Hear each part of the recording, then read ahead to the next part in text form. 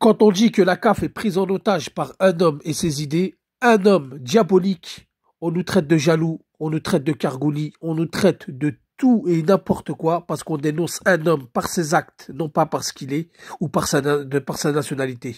Salam alaikum la famille des aides, j'espère que vous allez bien ainsi que tous vos proches. Bienvenue à tous les supporters du football africain pour cette nouvelle vidéo. Aujourd'hui, on va parler de l'arbitrage africain, plus précisément du limogeage de Doué Diomendiez, qui est à la commission de l'arbitrage africain suite à la finale entre le Maroc et le Nigeria.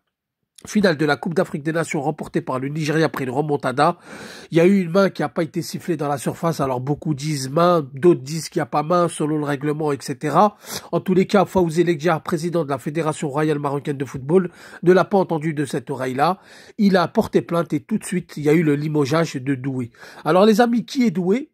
C'est un ancien arbitre ivoirien. On sait très bien que la Fédération ivoirienne de football est un petit peu en guéguerre contre la Fédération marocaine de football, notamment Fawzi Lekdja qui avait promis des postes à la FIFA et à la dernière minute, il a changé de cap, il a pris d'autres personnes parce qu'on sait très bien que la FIFA soutient Fawzi Lekdja, soutient Mostépé, c'est un trio magique. Les deux, Mostépé et Infantino, ont des biens et des parts de marché au Maroc et donc il faut pas froisser le sulfureux Lekdja pour ne pas perdre ses marchés et surtout peut-être autre chose. Alors les amis, là, il faut bien comprendre que comme tout commence à être clair, chaque plainte déposée par les fédérations n'aboutissent quasiment pas. La seule fédération qui a des résultats immédiats, c'est la Fédération marocaine de football. Là, je parle de la CAF. Beaucoup, oui, t'es jaloux parce qu'il travaille notre football, etc. Ce qu'il fait au Maroc, ça me regarde pas. J'en ai jamais parlé. Par contre, ce qu'il fait à la CAF, qui, quand même, rassemble 54 fédérations, là, ça me pose problème. Toutes les fédérations qui ont porté plainte n'ont jamais abouti. À part si on ramène vraiment des preuves ou alors vraiment que ça devient flagrant, on fait des petites sanctions, etc.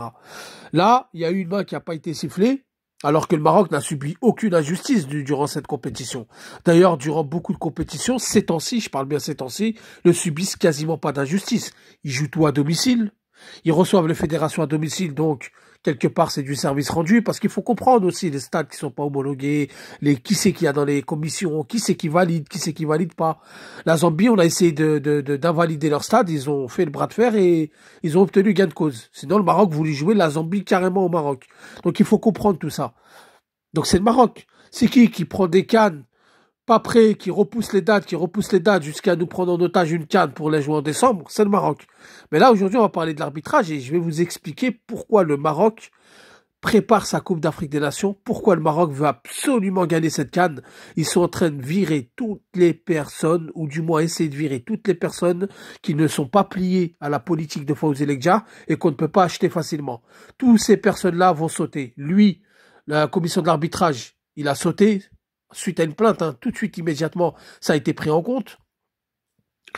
Il faut savoir que les dirigeants de Berkane qui sont rentrés dans le vestiaire de Simba, de l'arbitre lors du match Berkane-Simba, n'ont pas été sanctionnés. Sans suite. Il faut savoir qu'il y a des personnages qui ont dénoncé les agissements de Lekdja ont été sanctionnés. Certains ont été sanctionnés, les a pu revus. D'autres ont été réhabilités par le TAS. Comme par exemple Adel Amrouche, quand il a fait sa déclaration en disant que c'était l'autre qui décidait de tout. Donc on en est là aujourd'hui. On en est que Fawzi Lekdja est en train de dégager tous les gens qui ne sont pas pliés à ces règles ou qu'on ne peut pas acheter facilement pour se faciliter la Coupe d'Afrique des Nations 2025 qui va se jouer sur son sol. Il n'acceptera pas une défaite chez lui. On a bien vu son comportement face à l'arbitre lors de la finale contre le Nigeria. Même Infantino l'a rattrapé à plusieurs reprises. On a bien vu sa frustration puisque son pays n'a pas gagné. Des erreurs d'arbitrage, on en a tous commis. Nous, les Algériens, on est les mieux placés pour en parler. Des mains, comme il y a eu face au Maroc, donc la main de la Nigériane, l'Algérie l'a subi à plusieurs reprises lors des 2 dernières CAN. Pourtant, on a porté plainte, on a fait des recours, on nous a traités de pleureuses. Lui, aujourd'hui, il arrive avec toute sa commission derrière, parce que la commission de discipline, la majorité, c'est des Marocains. Commission de validation d'accréditation des stades homologués, etc., c'est des Marocains. Dans le marketing, c'est des Marocains. Dans les finances, c'est des Marocains. Donc, ils ont la CAF en otage. Et derrière, tout ce qu'ils demandent, Mostépé exécute.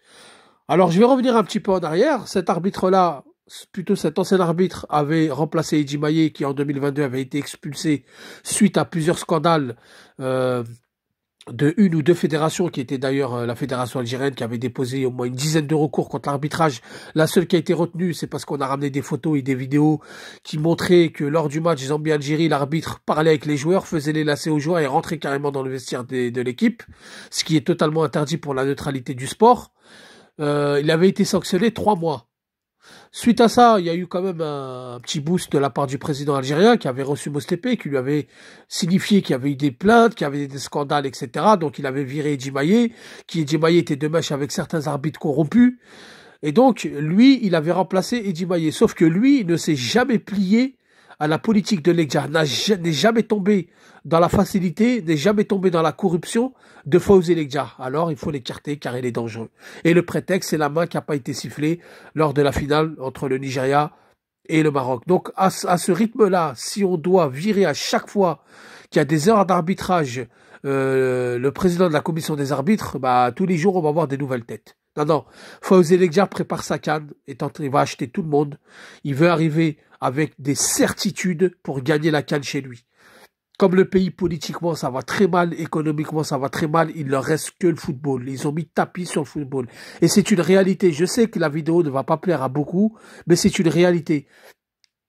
Il faut l'accepter, il y a des choses devant nous qui sont factuelles et il faut l'accepter. Les valises d'argent, les pots de vin, les alliances diaboliques, etc., etc. Donc les amis, dites-moi ce que vous en pensez en commentaire. N'hésitez surtout pas à donner vos avis, à liker. Je vous dis salam alaikum, que la paix soit sur vous.